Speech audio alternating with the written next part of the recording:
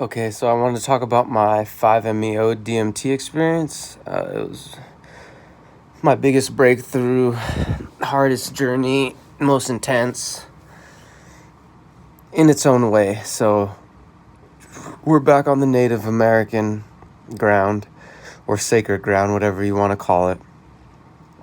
And one of my shamans says, okay, we're going to blast you off now. Because sometimes you just smoke the 5-MeO and you could get into meditative states, like the best meditating in the world, where you could imagine whatever you want. You could imagine fight move sequences, because that's what I'm into, jiu-jitsu and sparring and things like that, wrestling. Or you could imagine whatever, dragons and beautiful things and Pokemon being real, or whatever you want. And so he's like, okay, I'm going to blast you off this time. So that's how you have to smoke it through it. And you hold it really long. And take another one.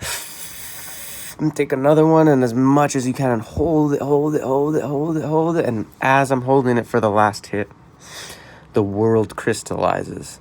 Everything becomes crystals. Like beautiful holographic hexagons and triangles and circles and spheres and dancing monkeys, and just the most beautiful, crazy thing ever. The world disappears, and then I'm blasted off at 1,000,000 miles. And as I'm being blasted off 1,000,000 miles up into the air, I'm also spinning, and the galaxies are going around me, and I'm passing Saturn, I'm passing Neptune, and I'm passing every single planet that is in our solar system. And you get to the end, and it bursts open into this even bigger, endless field of these holographic shapes, and they're all humming and buzzing and telling you, without talking, they're telling you telepathically, like, this is universal consciousness, and this is where all our energy is, and this is where all the energy goes and gets recycled and stays here forever.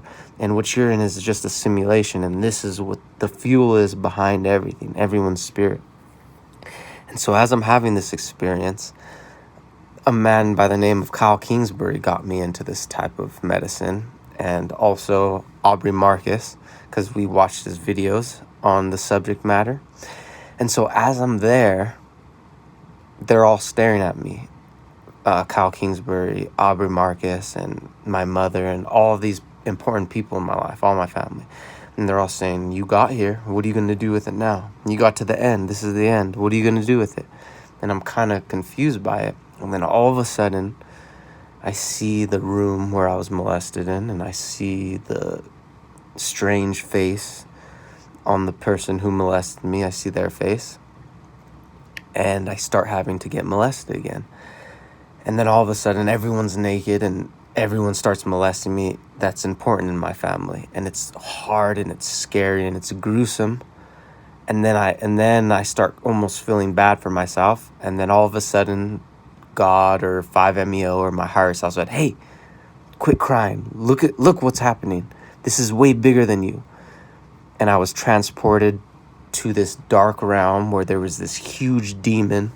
It was purple, had spikes and big, huge dead eyes. And it was enormous, like a skyscraper big, like a planet big. And it was drooling, and it looked gross. And my higher self said to me, this is what getting molested looks like, and this is the demon behind all the families that have ever gone through it, and all the generations back to the beginning of time who have dealt with this. It's this ugly demonic creature, and you need to get over this, because you could help other people instead of just crying about it or killing yourself or doing a whole bunch of drugs. And so I came out of it, and then I told everyone, like, hey, I was molested when I was little. I hadn't told anyone, and I'm 26 years old. I was like, I got molested when I was little, and I also am attracted to transsexual women. And then they're kind of like, oh, you had a trip, huh? And so that was my most intense 5-MeO DMT experience.